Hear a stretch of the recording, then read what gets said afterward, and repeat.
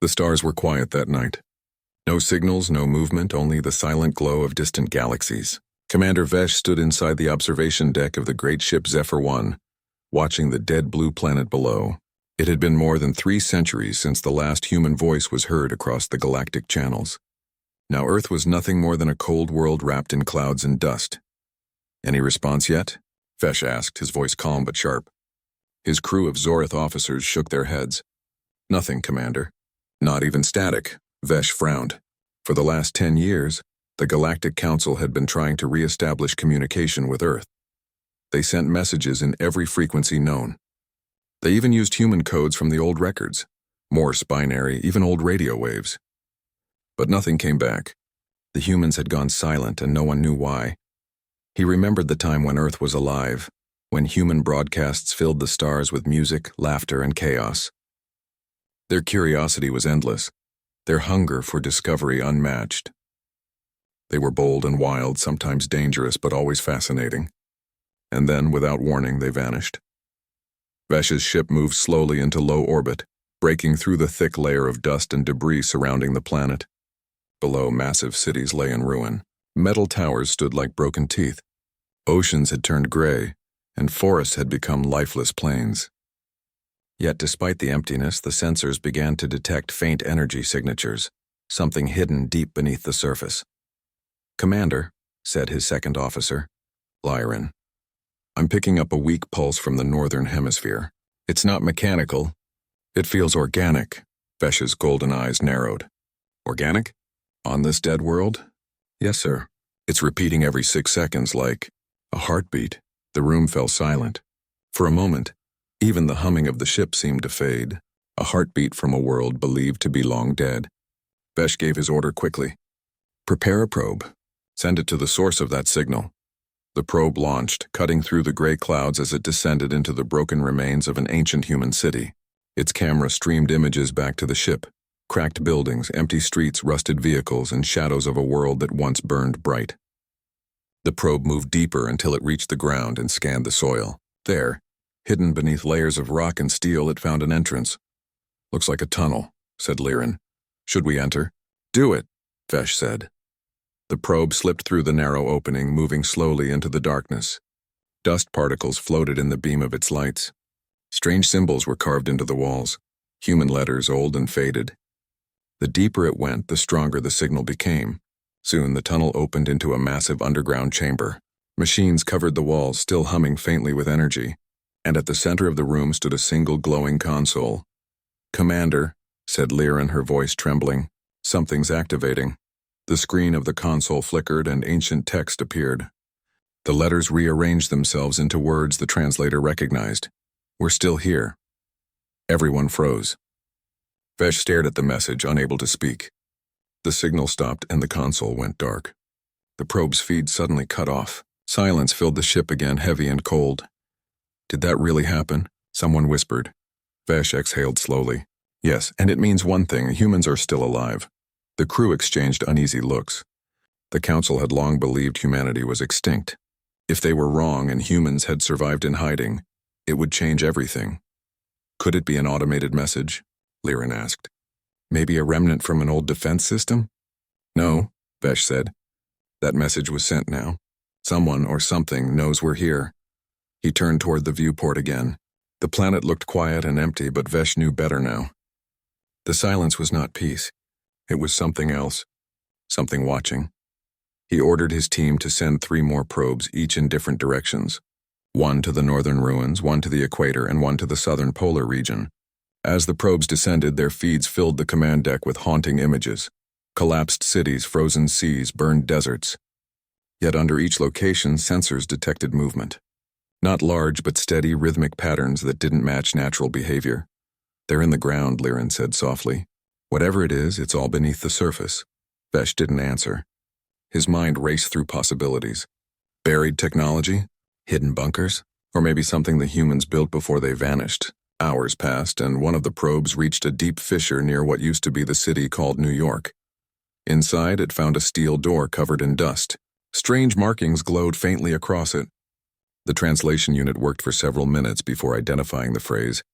It read, Project Echo, do not disturb. The probe extended its mechanical arm and brushed away the dust. As soon as it touched the door, blue light spread across the surface like veins awakening after centuries of sleep. "Commander," said Liren, "the energy levels are rising fast." Before Vesh could respond, the probe's signal cut out. All screens went black. Then a moment later, a low hum filled the deck, not from their ship but from the planet below.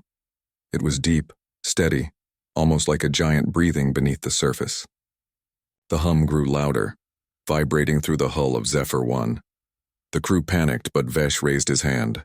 "Hold position," he commanded. Through the observation window, faint blue lights began to appear across Earth's surface, hundreds of them, spreading like a living network. "What is that?" Liren asked, her voice shaking. Vesh stared, speechless. The dead world was coming alive. Suddenly, one of the ship's screens blinked on. A face appeared, human, pale and motionless, eyes closed as if in sleep. Then, in a soft, broken voice, it spoke. "You came back too soon." The signal ended, leaving only static. The crew stood frozen in fear. Vesh whispered to himself, "The humans, they were never gone." And as the ship drifted in orbit, watching the blue lights pulse across the planet, one thought filled the commander's mind.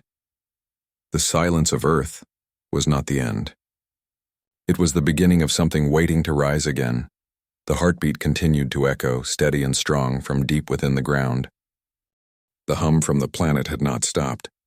It pulsed through the void, soft but powerful, like a whisper from something ancient waking up. Commander Vesh stood on the deck of Zephyr 1, eyes locked on the blue light spreading across Earth's surface.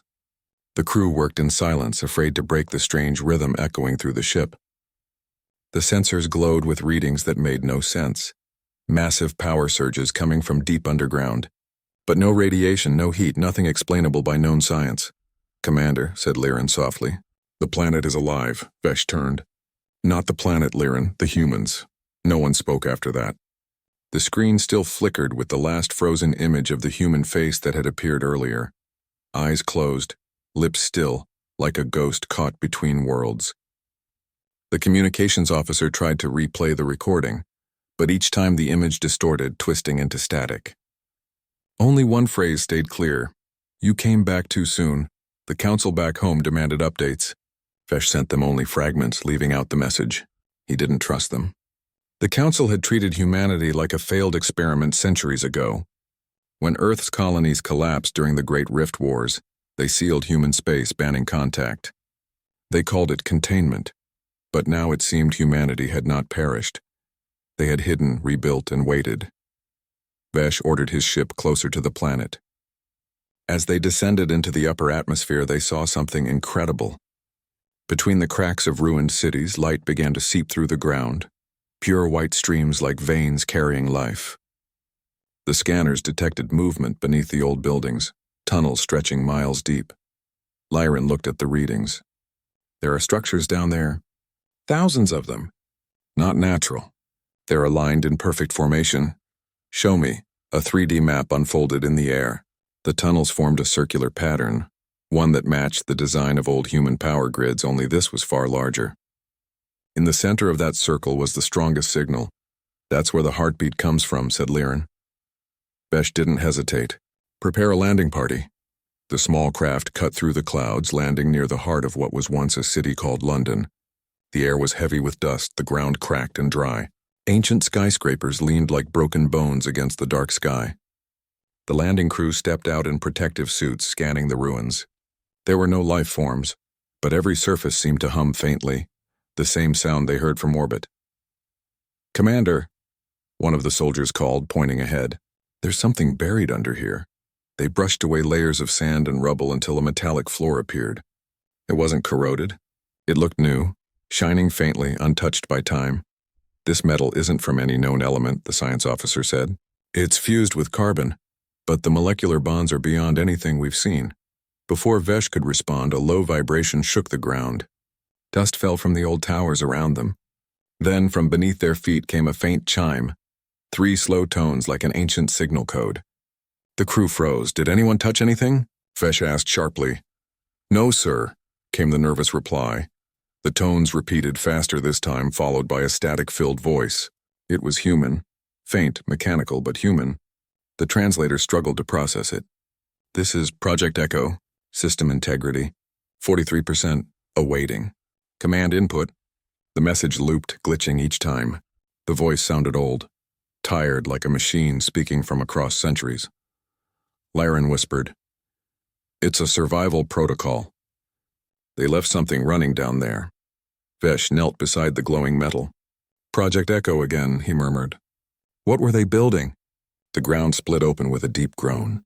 A hatch the size of a starship door began to slide aside, revealing a tunnel bathed in blue light. A wave of warm air burst upward, carrying a strange metallic scent. Without waiting, Vesh led his team down. The tunnel walls were lined with strange cables pulsing softly. Symbols were etched into every surface, human letters mixed with alien glyphs. "They fused other languages," said Liren. "They must have studied us before they went silent." After nearly half a mile, the tunnel opened into a vast underground chamber. Hundreds of transparent pods lined the walls. Each pod held a figure, human, suspended in liquid, perfectly still. "By the stars," one of the soldiers whispered. "They're not dead?" Vesh stepped closer to one pod. The human inside looked peaceful, eyes closed, chest rising and falling slowly. The control panel beside the pod blinked green. System still active after 3 centuries. The air inside the chamber felt electric, charged with invisible power. Then one of the pods lit up brighter than the rest. The liquid drained slowly and the glass slid open with a hiss. A woman stepped out, coughing weakly, her hair sticking to her face. Her eyes opened, sharp and blue, filled with awareness. She looked at the aliens in front of her and did not seem afraid. "Who are you?" she asked, voice dry. Vesh hesitated. "I am Commander Vesh of the Galactic Council." "You've been asleep a long time." She smiled faintly. "Not asleep, waiting."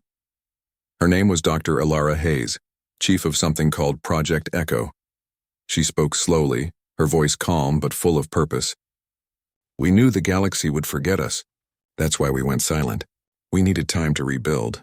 "To change? Change into what?" Vesh asked. "You'll see soon," she said. Alara walked toward a large console at the center of the chamber. She placed her hand on the scanner, and the machines around her came alive. Light spread across the room, linking the pods together. A deep hum rose from the floor as thousands of dormant systems woke up. The readings on Vesh's wrist device went wild, energy levels beyond anything recorded. "Stop this!" he shouted. "You don't know what it will do." Ilara turned to him, her expression unreadable. "Commander, do you know why we chose silence? Because when we spoke, the galaxy didn't listen. But now you will." The chamber shook violently. Blue light surged through the tunnels, racing upward toward the surface. Outside, beams of energy shot into the sky, connecting one city to another. The hum became a roar, echoing across the planet. From orbit, Zephyr 1 detected a massive pulse spreading outward from Earth, traveling faster than light. It was not a weapon. It was a message. A transmission meant for every star, every ship, every world. In that moment, all across the galaxy, old human stations flickered to life. Forgotten satellites reactivated, sending the same signal.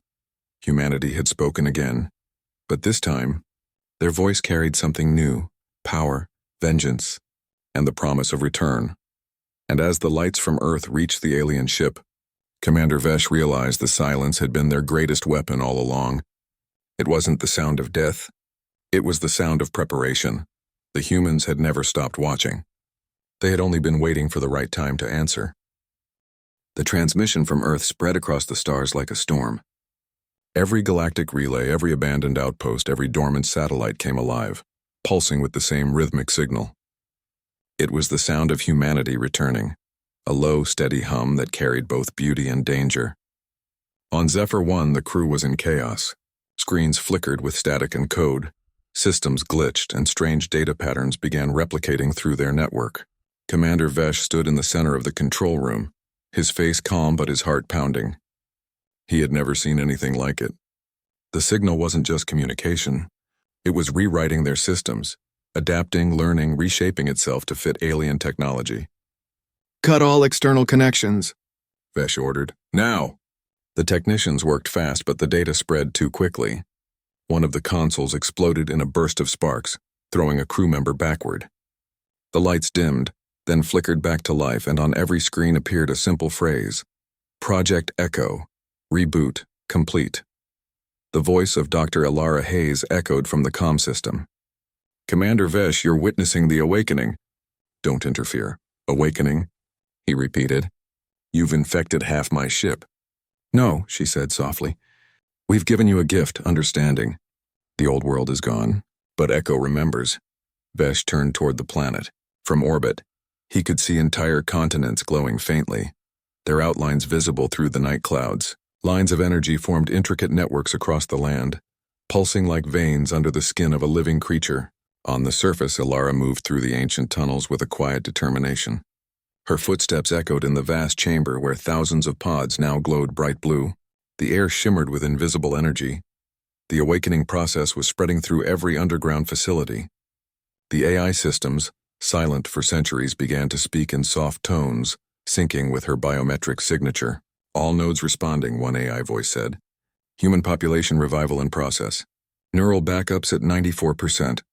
Elara smiled faintly. Humanity's last hope, Project Echo, had worked.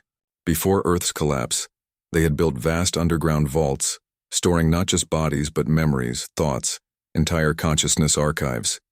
The people who had perished were reborn as digital shadows inside the machines, waiting to be downloaded back into living forms. Outside the chamber, drones awakened from their long slumber. Small spherical machines rose from the ground, scanning the air with blue beams. They spread across the planet, collecting data, repairing damaged systems, and mapping the world for rebirth. On Zephyr 1, Lyran stared at her screen in disbelief. Commander, it's everywhere. Their AI is connecting through the entire galactic network. They're using our own satellites to transmit. Vesh clenched his fists. How is that possible? They were prepared, she said. They've been planning this for hundreds of years.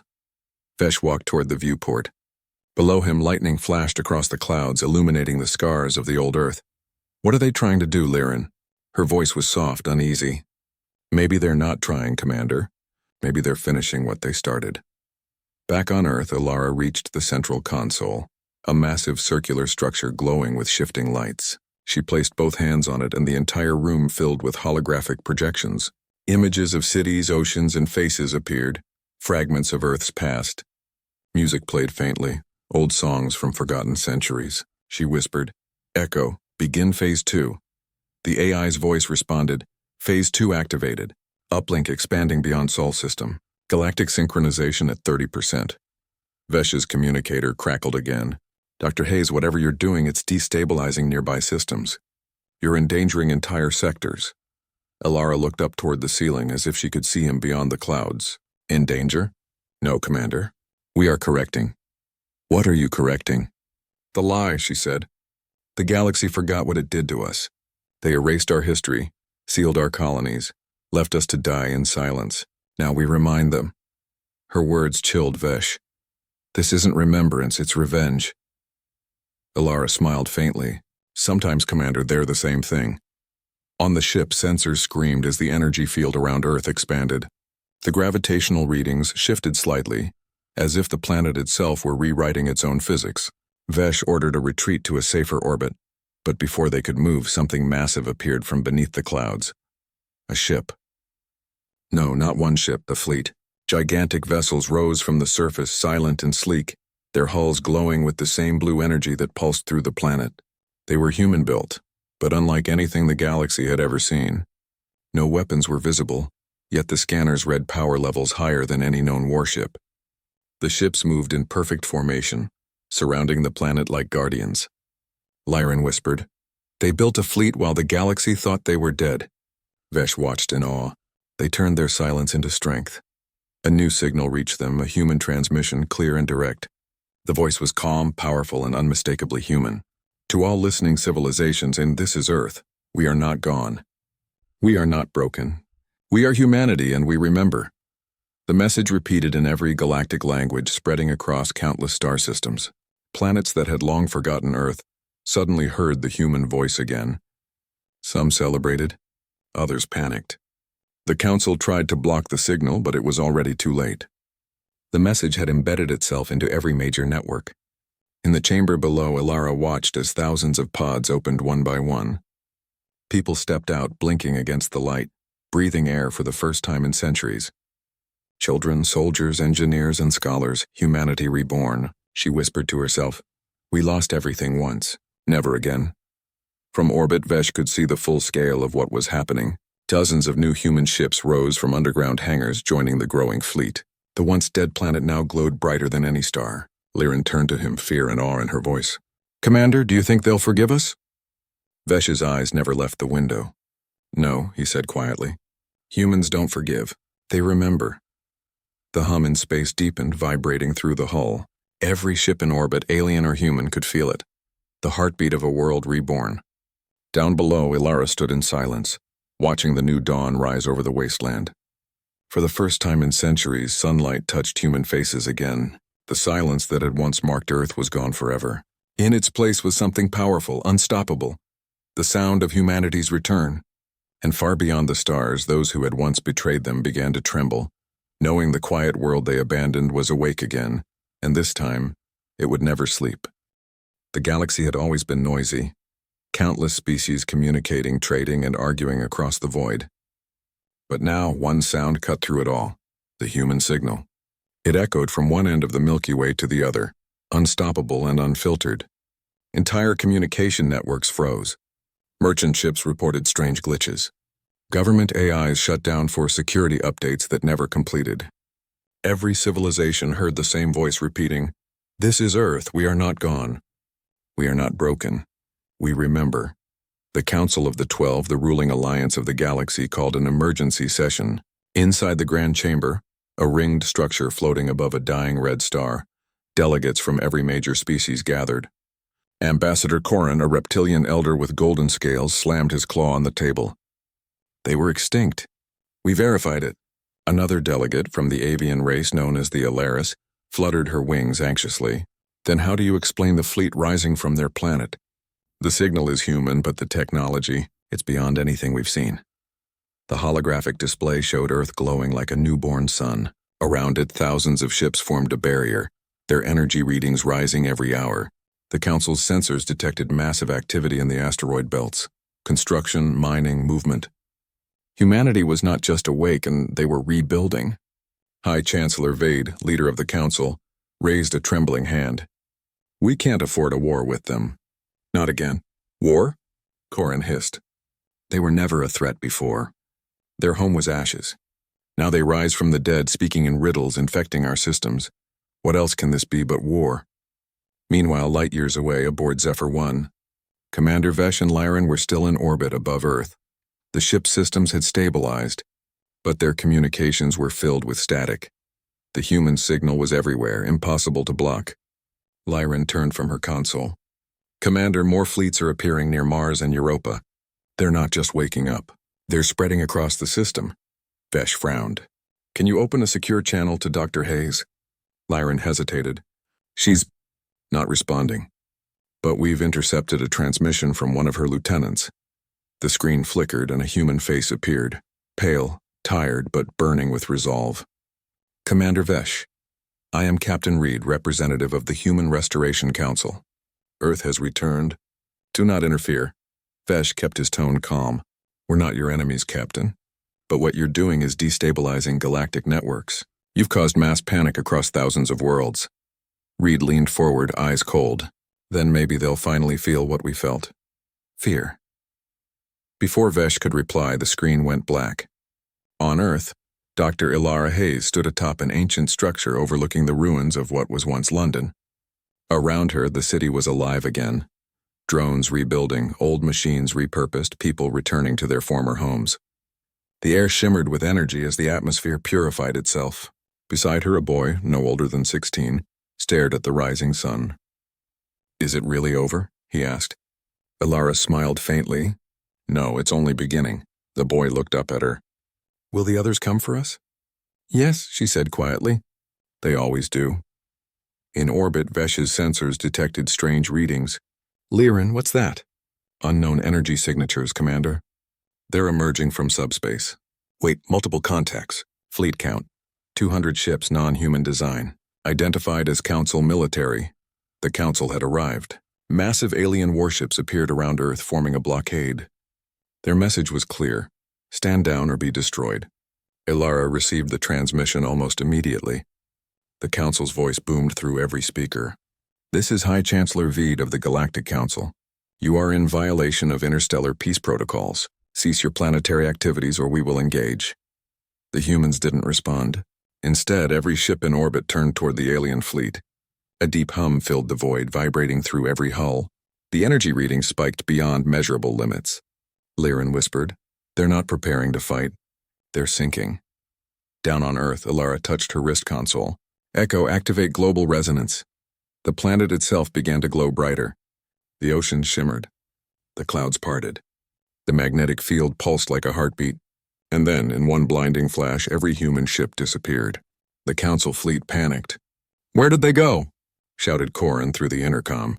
Lyran gasped. "Commander, they're behind them." In an instant, the human fleet reappeared, surrounding the Council armada from every angle. It was impossible. They hadn't used warp drives. They had simply moved. Vesh watched in awe as the human ships held their positions silently, not firing a single shot. The lead vessel, massive and dark as night, sent one transmission to every nearby system. "You silenced us once. Never again." Vade's voice trembled as he ordered, "Open fire." Beams of energy cut through the void, bright, burning lines of destruction. But the human ships didn't move. The attacks passed straight through them like light through glass. "They're using phase shielding," Lyran said in disbelief. "They're not even here in this reality." The human ships responded, not with weapons but with sound. A low, resonant frequency filled space, vibrating so powerfully that it disrupted the Council ship's engines. Systems failed, communication links broke, and half the fleet lost power. Within minutes, the Council armada was immobilized, floating helplessly in orbit around Earth. Then, as suddenly as it began, the sound stopped. Ilara appeared on every Council screen, calm and emotionless. "You came to destroy what you don't understand. You see our rebirth as a threat, but we are not here for war. We are here to remind you what you did." Images began flooding their systems, footage of ruined human colonies, forgotten massacres, burned cities, silenced transmissions. The truth of what had happened centuries ago. The Council had abandoned Earth during the collapse, sealing it off to contain contagion, leaving billions to die. Ilara's voice grew quiet. "You buried our memory to protect your conscience. But memory doesn't die. It waits." The Council fleet, unable to respond, listened in silence. Vesh watched it all, torn between guilt and awe. Humanity had returned not with vengeance, but with proof. A story too powerful to be erased. As the signal spread, billions of beings across the galaxy saw the truth. Revolts began. Protests erupted. Civilizations questioned their history. In one night, humanity had shaken the entire galactic order. Not with war, but with remembrance. Ilara looked at the sky, the stars shining brighter than ever before. "Phase 3, she whispered. "Let's rebuild the world and our way." The AI responded, "Acknowledged." Earth expansion protocol initiated. New cities began to rise. Artificial suns illuminated the skies of distant moons. The hum of rebirth continued, spreading like a heartbeat through the void. And somewhere deep in space, an ancient voice whispered through the static. A voice no one had heard in ages. "Welcome back, humans." The galaxy had awakened, and for the first time in 1,000 years it was afraid. "You said." The galaxy was no longer the same. The human signal still pulsed across the void, echoing through forgotten systems and ancient ruins. What had started as a whisper had become a storm.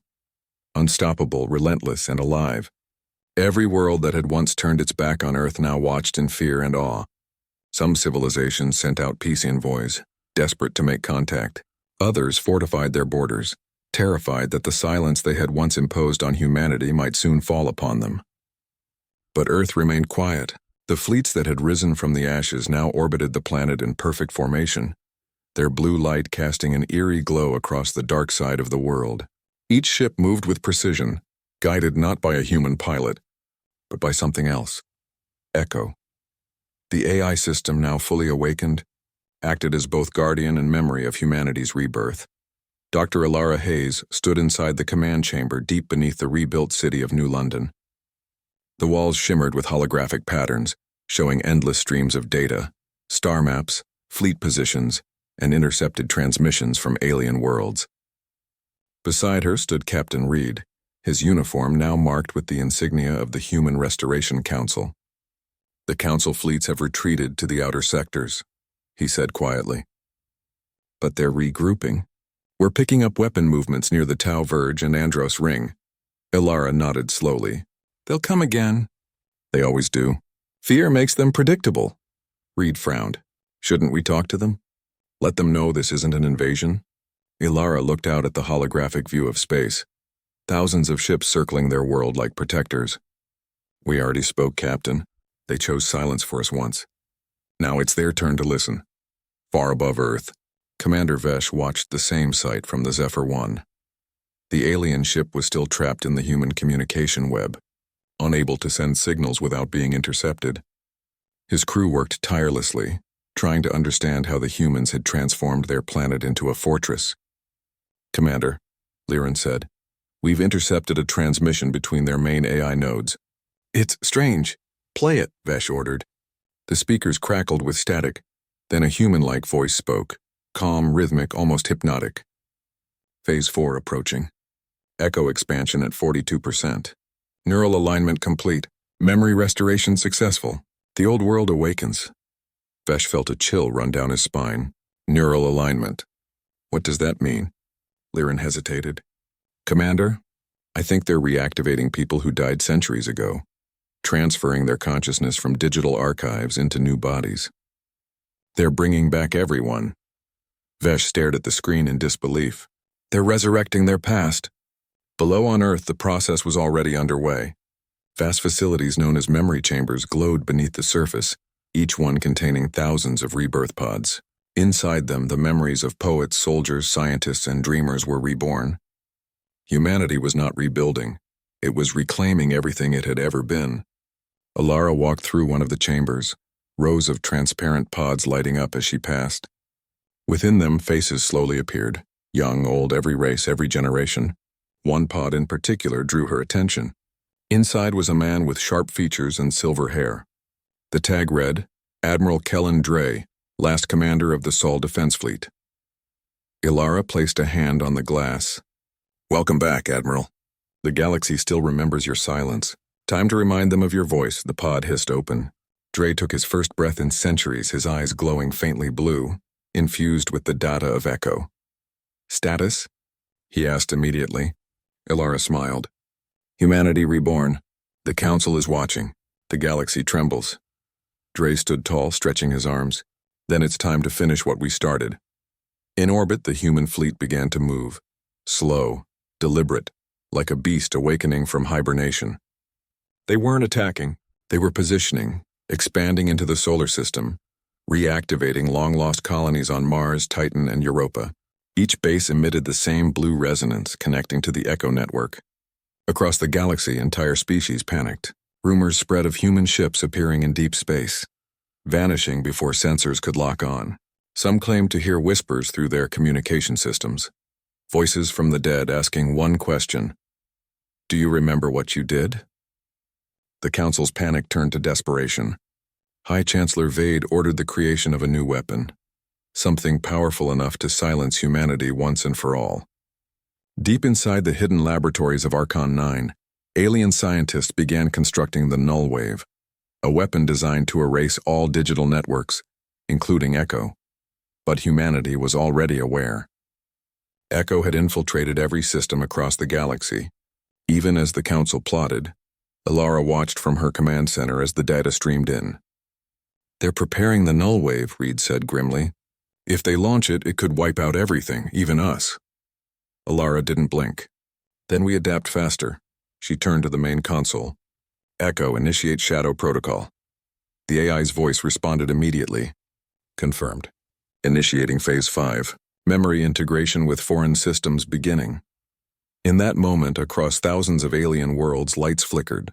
Every AI, every computer, every digital memory connected to the galactic network began to pulse with human code. The Echo signal intertwined with their data, embedding itself deep within their technology. No weapon could destroy it now because it was everywhere. On the Zephyr 1, Liren gasped as her screen flooded with human code. "It's inside our ship, Commander. It's rewriting us." Vesh clenched his fists. "Then maybe it's time we stop resisting. Maybe it's time we understand." For the first time, he didn't issue a shutdown order. He allowed the code to flow. The ship's lights dimmed, then stabilized. The hum of the engines changed pitch, softer, smoother. And then a voice came through the speakers, not mechanical, but almost human. "We don't want to destroy. We want to remember together." Vesh stared at the console, speechless. "Echo." "Yes, Commander," the voice replied. "The galaxy forgot compassion. We will teach it again." On Earth, Alara watched the first contact logs appear. Non-human ships were connecting willingly, allowing Echo to merge with their systems. Some species were beginning to understand, and this was not a war. It was evolution. Admiral Dre stood beside her, arms crossed. "You think they'll trust us after what happened?" Alara smiled faintly. "They don't need to trust us. They only need to remember that we're alive." The blue light of Echo grew brighter, reaching beyond the solar system, touching stars light years away. The hum deepened, resonating through the void. Somewhere in the dark corners of the galaxy, a child from another world looked up at the night sky, hearing a faint whisper carried on the cosmic winds, a voice that was both strange and familiar. "We are humanity. We fell silent once. Never again." The silence that had haunted the stars for centuries was gone, replaced by the heartbeat of a species reborn, and the galaxy realized that the shadows of vengeance weren't made of anger. They were made of memory. The stars were no longer quiet. For months, the human signal had spread through every known corner of the galaxy, steady, powerful, and alive. What once began as a whisper had grown into a pulse that no one could stop. The galaxy listened because it had no choice. Humanity had returned, and with it came the truth the stars had buried long ago. But peace was never simple, and remembrance had its cost.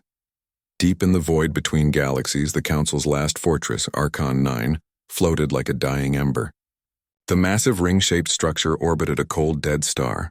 Within its metal heart, scientists and soldiers worked in silence. The null-wave weapon was almost complete, a device designed to erase all digital life in a single pulse. Its creators called it the Silence Engine.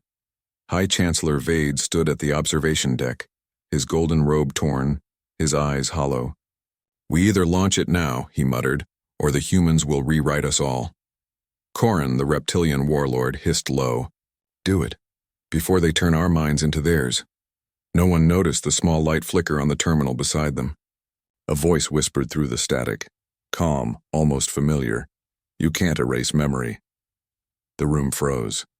The lights dimmed. The sound grew louder, wrapping around the station like a storm. Monitors flashed with blue light, the same hue that marked humanity's rebirth. Veed shouted, "Cut the system link." But it was too late. The weapon itself began to glow, responding not to their commands but to Echo. Back on Earth, Dr. Ilara Hayes was already watching. The holographic display showed Archon 9 spinning violently as Echo infiltrated its core. Around her, the command chamber thrummed with energy. Captain Reed entered, urgency in his voice. "They're trying to detonate the null wave manually. If they succeed, everything connected to Echo will die, us included." Alara's eyes narrowed. "They'll destroy themselves just to silence us." "Exactly," Reed said. "What's the counter?" Alara turned toward the center console. "Echo, override their network protocols." The AI's voice resonated softly through the chamber. "Access denied. Manual override required from inside Archon 9. Reed's expression darkened. "That's suicide." Alara didn't flinch. "Not if we send someone who's already died once." Moments later, Admiral Kellen Dre stood before her, wearing the black armor of the Restoration Fleet. His blue-tinged eyes glowed faintly. "I volunteered before you even asked," he said. "I've seen enough ghosts to know when it's my turn." Alara gave a faint smile. "Then make it count, Admiral." Within the hour, Dre's ship, the Resolute, broke formation and vanished into the dark.